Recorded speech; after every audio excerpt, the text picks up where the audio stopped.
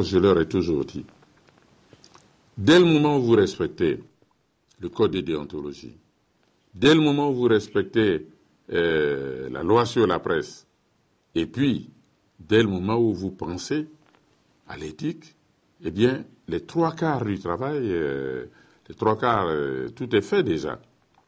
Parce que si vous respectez cela, vous ne ferez pas de bêtises.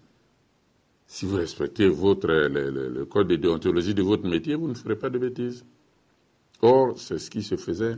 On ne pensait pas à respecter le code de déontologie.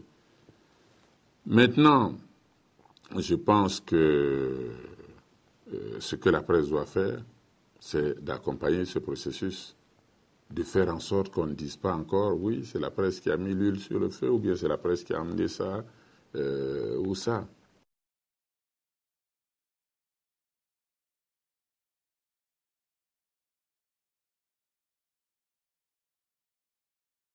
Non, je ne pense pas.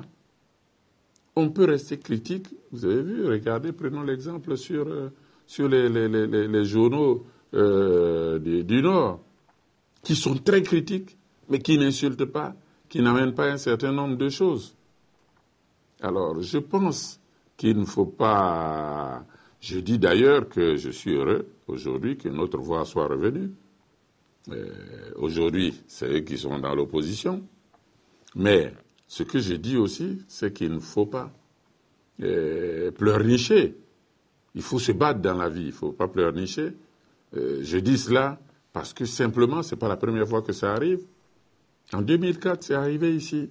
Des rédactions ont été brûlées. Bon. Et en ce moment-là, on n'a pas été solidaires.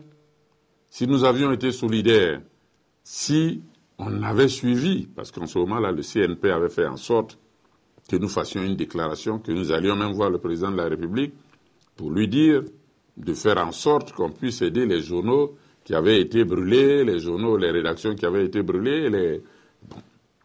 Mais en ce moment-là, nous n'avons pas été... voilà. Si on avait, tout le monde s'était aligné comme ça se serait très bien passé. Mais on ne l'a pas été. Vous savez, on dit au village que quand la case du voisin brûle, il vaut mieux amener de l'eau pour pouvoir éteindre cette case-là. Et